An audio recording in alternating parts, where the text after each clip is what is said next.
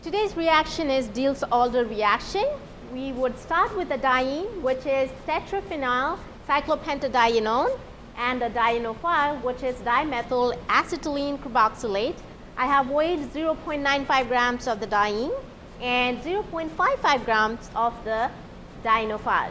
These two would react in presence of some solvent, which is 1,2-dichlorobenzene in this case, and we are going to heat it around 185 degrees Celsius to produce the product dimethyl 3,4,5,6 tetraphenyl phthalate and carbon monoxide. So we will go ahead and start the reaction, and at the end of the reaction we would dry and weigh our product. So here's the reaction setup. There is a mantle which is sitting on a ring stand. We have the test tube with both the starting material with about 5 mL of 1,2-dichlorobenzene, which is your solvent. And there is a thermometer attached, and which will be measuring the temperature while we heat up the reaction for reflux. So I would go ahead and lower the test tube onto the mantle, and then I have to lower the thermometer. Now I'm going to add some sodium chloride. The manual recommends sand. We did not have sand in the lab at this moment, so I'm going to add some sodium chloride, which is a good substitute to heat up the reaction.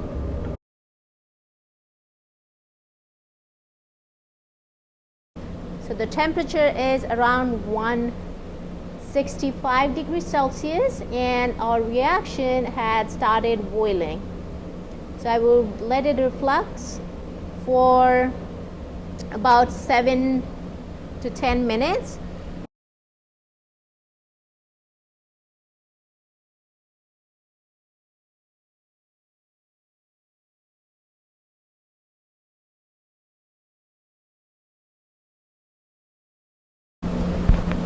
So it's been about 10 minutes. We will go ahead and turn off the heat. So the reaction has been cooling for a while, and the temperature is around 50 degrees Celsius. So we will go ahead and add about 8 mL of ethanol, and I'm going to gently stir with the thermometer.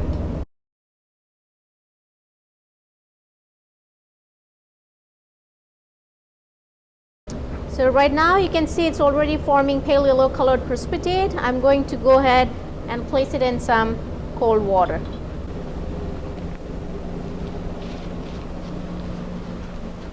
The product has some yellow brownish tinge. It should be a creamy white product, so I'm going to rinse it a little bit more methanol. So I'm using about 15 mL of cold methanol. So I'm going to turn off the vacuum and add the methanol,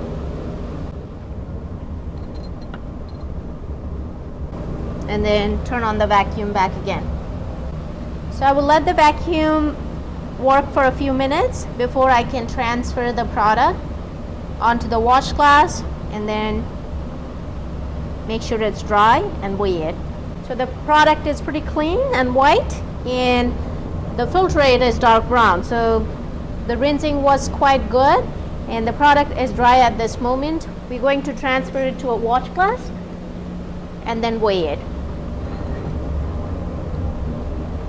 So scoop the filter paper and transfer it to the watch glass.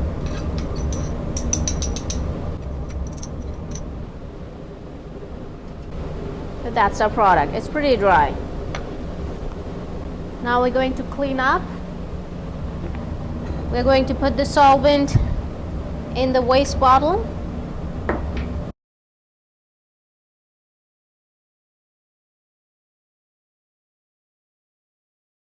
So at the end of the reaction, we dried our product. The pre-weighed mass of the watch glass with filter paper was 106.03 grams, and the mass of the dry product with the watch glass and filter paper was 106.85 grams. So the difference of these two numbers will help you find the mass of the product and find the percent yield and limiting reactant.